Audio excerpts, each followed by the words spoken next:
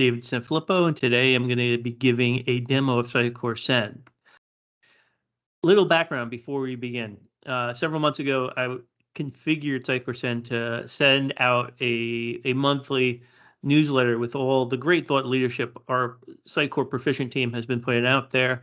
That's been put on hold, mainly because I have to go through corporate channels just to use the right tools and things like that. But I have kind of configured a full use case, and I thought this would be very good to kind of walk through. So even if I never end up using this, it was a good experience to really demonstrate the power and the things you can do with Sitecore Send.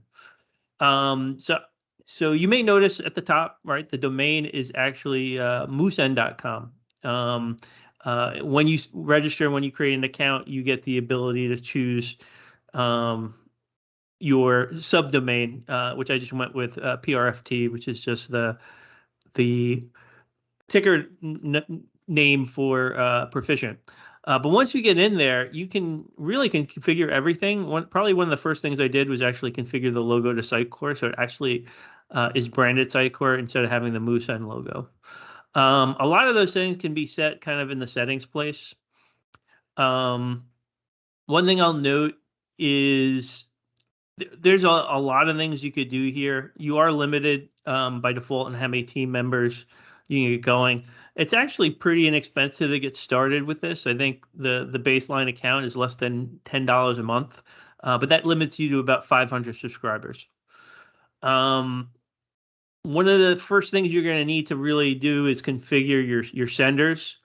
In order to do that, you have to add some records for SPF and DKIM to your DNS registrar. And that all has to get verified, and that's just so that you can actually have a working from address. Other things you may want to note, and this is useful to note, you actually can use Sitecore Send as a transactional email provider. So you do need to turn it on, and it gives you the info that you need to use to kind of use it in that way. There is an API and API keys and stuff that you need to go do. There is a full JavaScript library that you need to install into your site for tracking. And the reason you need to do that is in order to let Sitecore Send know what's going on the site, so it can register conversions, and it really feeds a lot of the analytics and stuff that come out of this. But to get started, like, I wanted to show you a working kind of end-to-end setup of a landing page, an automation that actually sends a welcome email, and kind of how it works, right? So campaigns is really where you can kind of target your lists and send emails. But before I go into that, probably the first thing you're going to want to do is configure a list, and that's under audience.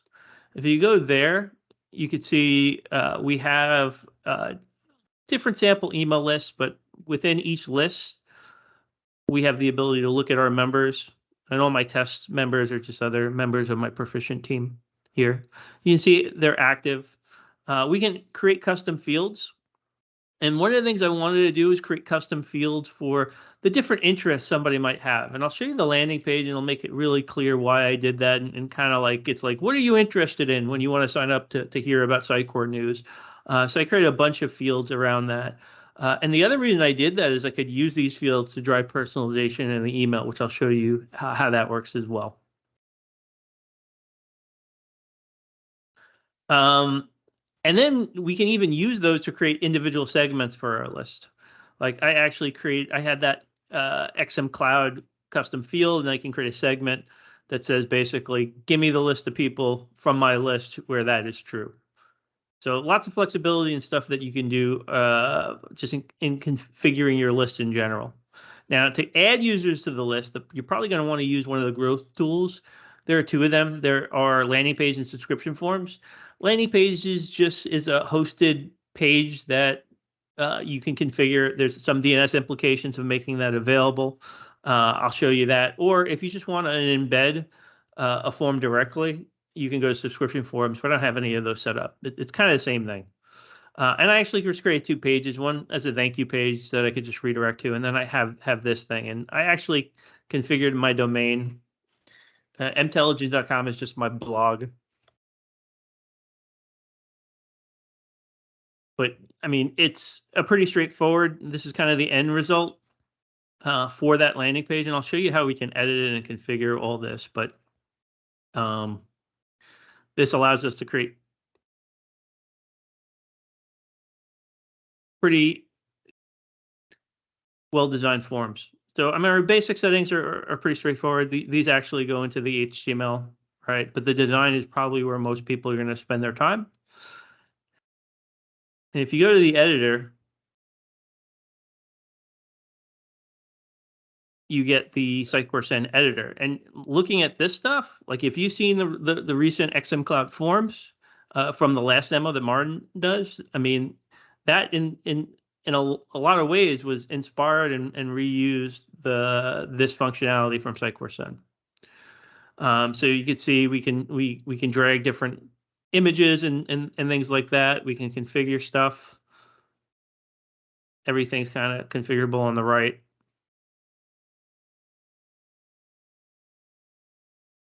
So it's all WYSIWYG, drag and drop, easy to go deal with. And by the way, I mean, there is a template library. So you don't have to start from scratch. And I believe I even use something as a starting page, but they give you a bunch of options for different landing pages and ways to get started with this. So it's not like you have to build these things from scratch. And it's actually a pretty decent library. But once you create your landing page,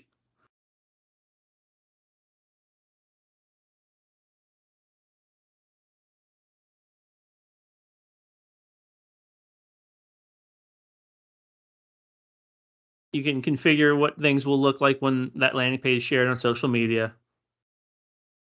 You actually can even configure it with Google Analytics, and this is actually just my GA for my Intelligent domain that I use there.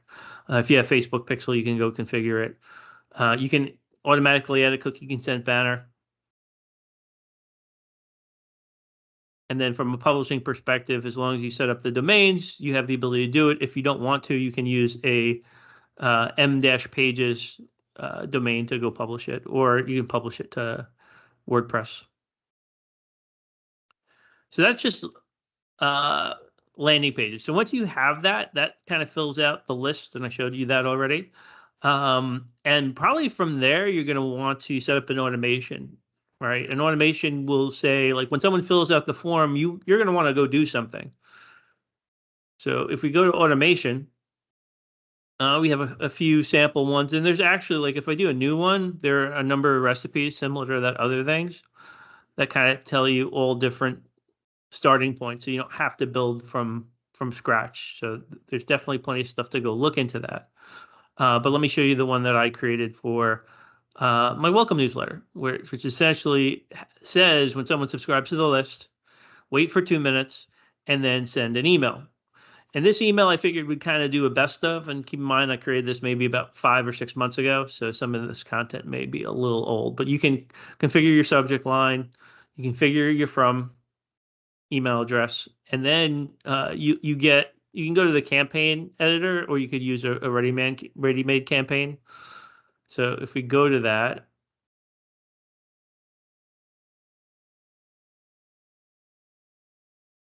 this is a similar UI to the forms editor, but this actually is just for the emails itself, right? The one thing I'll note is you'll see these little icons. And one of the things I wanted to do is I wanted to have this be personalized. So if you list your interests, only show the sample articles if they're interested in that area. So if I click on this, you could see it only shows if composable is selected, which is that custom field I added to my list. So they fill out the form, the check is checked by default. If they uncheck it, they wouldn't see it.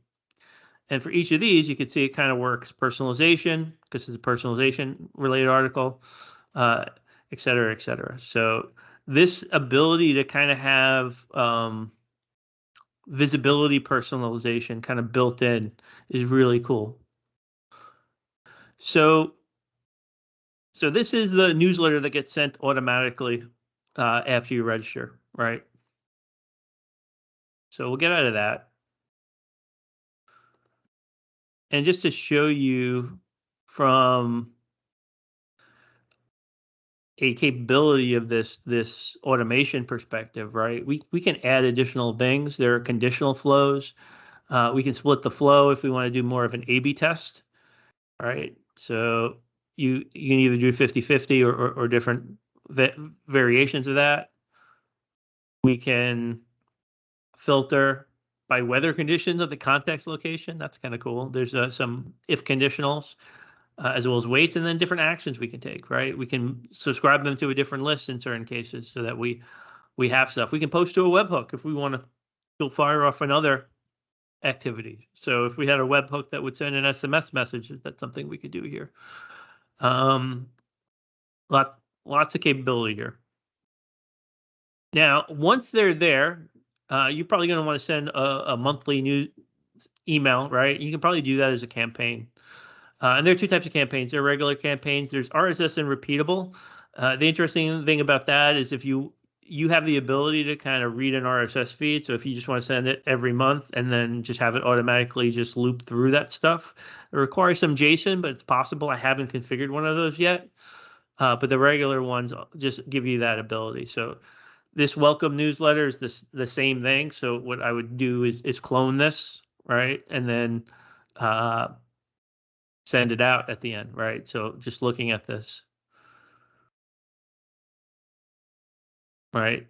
So we can go to the basic settings. Who's it coming from?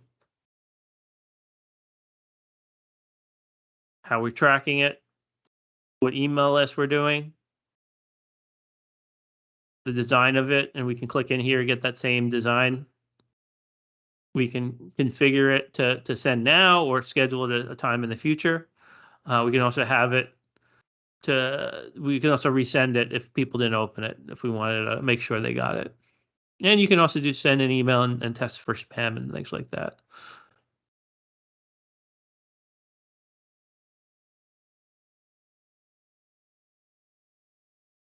So we use this functionality to go send that monthly email.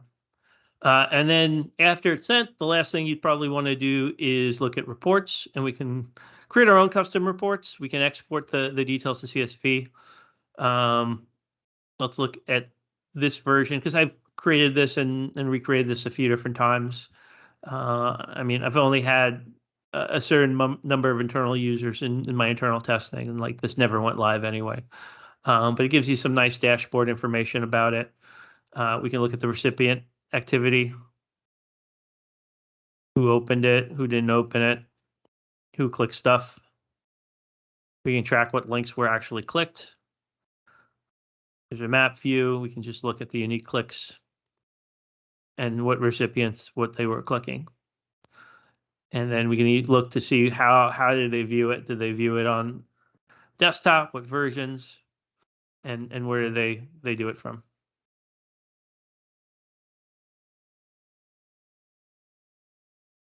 So this is actually a pretty robust tool. It definitely is a lot easier to use than the old email experience manager was. You could use it, as I mentioned, for transactional emails. You can set up these newsletters. You can set up these forms. So lots of functionality, and it's actually pretty reasonably priced. So definitely encourage you to check it out. If you need any help, we'd love to help. Just reach out. Thanks.